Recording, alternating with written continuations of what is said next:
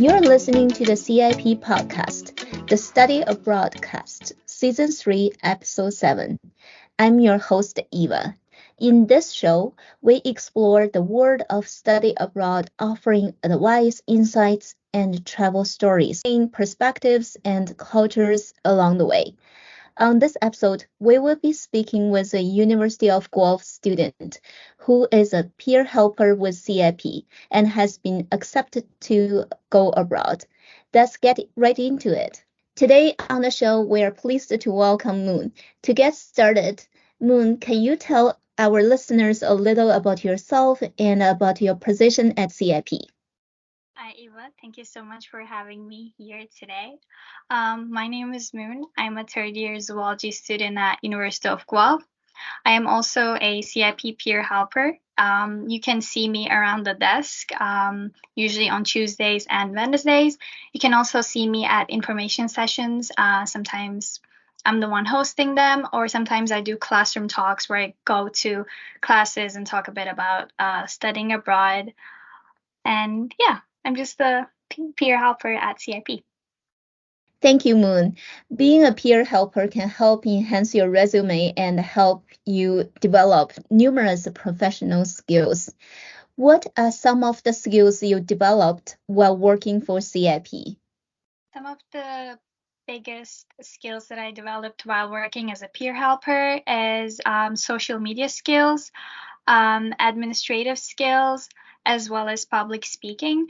So I manage a lot of social media posts, and I've learned so much about how to manage social media. There's so many different tools that you can use to get engagement from followers or scheduling. Um, so I definitely got so much better at that. I used to manage my own social media, but I never knew that it was this hard to manage professional accounts. And then public speaking, doing information sessions and going to classrooms and talking to students about studying abroad has definitely helped me be better at public speaking. I'm much better at presentations now. I'm not really nervous. And lastly, administrative skills like working in an office, basically sending emails, talking to your supervisors, and CFP has helped me get along better with my coworkers in a professional setting. Oh, thank you for all of that. It looks like CIP has been keeping you very busy. What made you want to be a peer helper at CIP? I love to get involved in different departments around campus. And when I applied to uh, study abroad, there was an opportunity to be a peer helper. And I was really interested because I love traveling and I love working in travel related departments, I'm going to say. I remember telling myself if I didn't study Bachelor of Science in Zoology, I would have definitely studied tourism and management. I just really like traveling, and I grew up in South Africa, but I'm also Turkish myself, and I've been to a couple of places, and I just really like to learn about different cultures, different countries, and different education systems in other countries. So I applied, and thankfully I got the job. Thanks for sharing all of that, Moon. What are some of your other responsibilities for the semester, and how do you manage school and working at CIP? I'm actually not gonna lie here and say I'm an organized person. I'm not. I'm like the most unorganized person I know. But I managed to make it work. I volunteer at a couple places on campus. I volunteer at second year zoology class labs. I volunteer at Take a Pause, which is like a dog therapy program run around residents. I'm also a community life facilitator at West Residence, so sort of like a resident assistant. And I'm also taking 6 courses. So how I manage is just basically do your best to talk to your supervisors if there's something that came up. So sometimes I have an exam and I just tell my supervisor, Jacqueline, if I can take the day off. Or sometimes if it's really cold outside and I don't want to like leave my room, I could be like, hey, Jacqueline, can I work from home today? And most of the time, your supervisor is really understanding. Also, your team really helps you. You can always ask your team, can like the other CIP peer helpers if they can do a project with you or if they can help you with some of your workload. And yeah, I think the most important way I manage my time is just collaborating with others. That really helps me. Thank you for your answer. And that leads to my next question. Were you able to connect with the CIP and peer helper team? And how did your connections help with your work? So I think CIP is kind of like a little family. Like all of my supervisors and the people who work and my manager are like super nice. And also the CIP peers are usually really interesting people because they have traveled before or they're also going abroad. So um, I made really good friends working here. Also, another way that I made friends is the peer helpers in student experience team. They work right next to my desk on UC third floor. So I always see them and we always talk, and they have like a candy jar that like they always offer me. So I made really good friends with the other peer helpers, and also attending info sessions for peer helpers has made me has allowed me to make friends in different peer helper teams. And as I said, these connections has really helped me rely on other people, ask for advice, collaborate, and if I need anything, they're always there to help, and they're usually very helpful people. And it really has made my job very easy. You also applied to go abroad, and you will be going to University of Birmingham in September 2023. What was it like anticipating your results while working with CIP every week? It was definitely really interesting and like made me more excited for CIP because like the Mike Leffler, he is the education abroad advisor, and he's the one who decides who's going where depending on the program, I think. And like he would always like give me some hints of what was going on and like what university was. And I remember the day I got like accepted. He was like, well, he didn't tell me that I got accepted into Birmingham yet, but he came to my desk and he's like, you should practice your British accent. So I'm like, clueless. I'm like, well, oh my God, my British accent is so bad. I'm like not good at it. And then he's like, well, you should. And I'm like, huh? And he's like, you should. And I'm like, oh my God, like, did I get accepted into Birmingham? And he's like, yeah. And I was really excited and happy. And yeah, overall, like, it made me a bit more nervous working with CIP, not knowing my results because, like, every week I see them. But whereas, like, if I wasn't working, I wouldn't really see that. But certainly made it more exciting and more joyful for me. Thank you so much for sharing that, Moon. What does a typical shift look like as a peer helper for CIP? What are some of your current projects? So let me start by answering the second question first. Right now, my project is Instagram takeovers. This is a program we run on our Instagram where students we have abroad right now will take over the Instagram account for a day or two, depending on their choice, and they just post reels, um, photos, and stories. And they also have an Ask Me tab, and they get questions from students who are going there in the next academic year. So it's a really successful project. We have a lot of engagement, and we love to see the posts.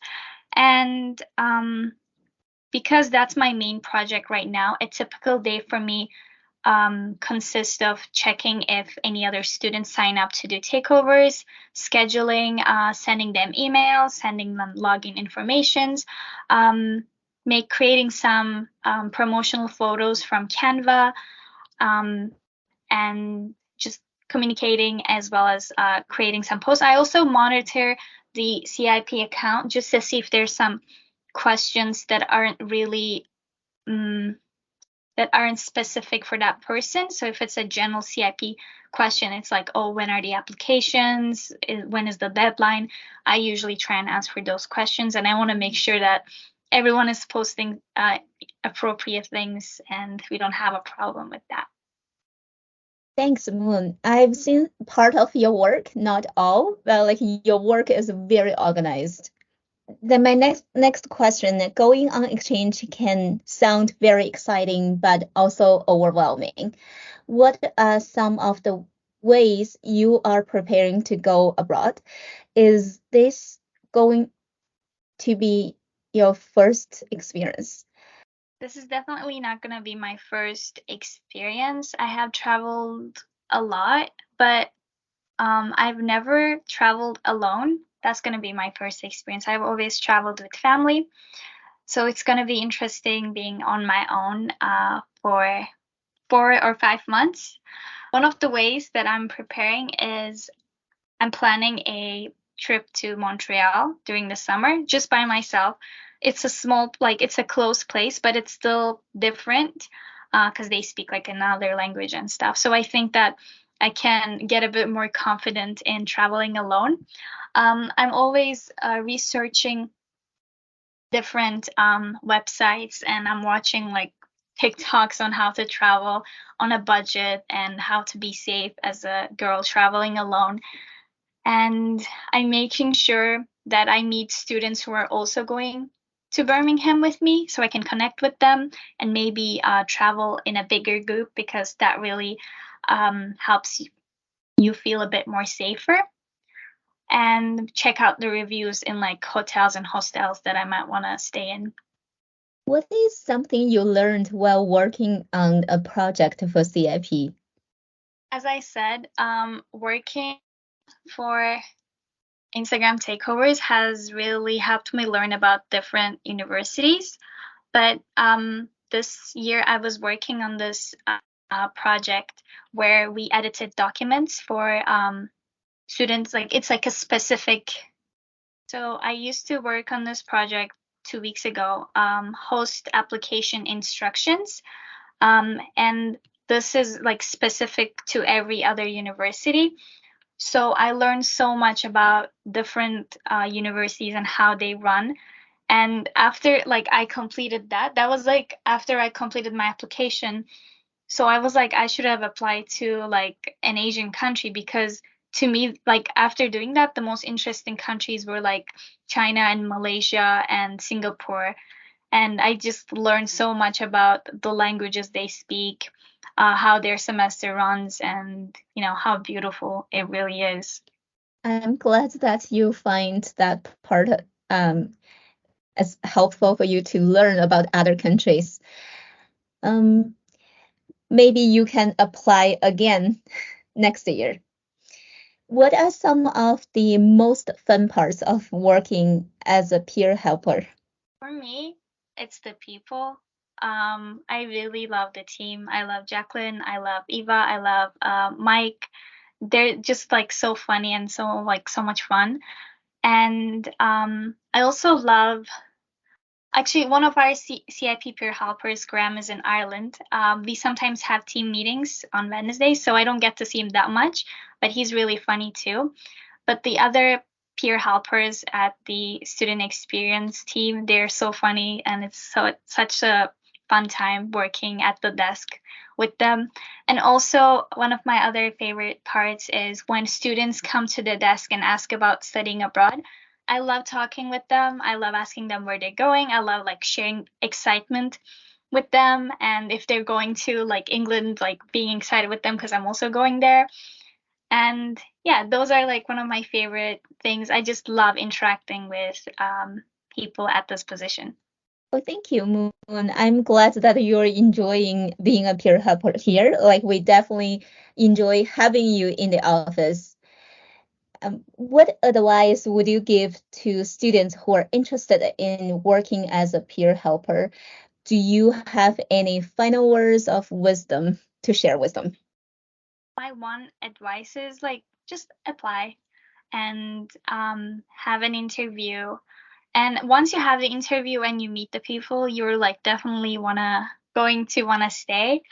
But also if you do get the position and you're not sure of certain things, because I had no idea when I first started what was going on, because I thought that I was like not good enough for this job, but I just asked questions, and I just asked for help, and that definitely helped me learn more.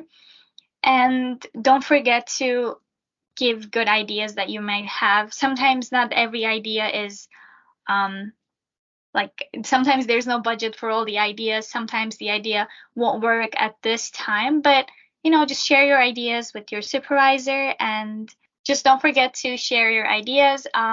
Your ideas might not work at this time, or there might not be a budget for your ideas, but it's still good to share them and try to make the best out of it. Talk to other peer helpers, talk to other people on the team, and yeah, try to make the best of working as a CIP helper. Oh, thanks very much for sharing all your stories and experience, the Moon. Well, that's all of today's episode of the Study Abroad cast. Don't forget to explore your own study abroad opportunities on CIP's website, uoguelph.ca/CIP, or follow us on Facebook or Instagram. Our Instagram handle is CIP_Guelph. Thanks for listening, and thanks to Moon for sharing her advice, insights, and travel stories. Stay tuned to our next episode, where we look to unpack the study abroad experience even further.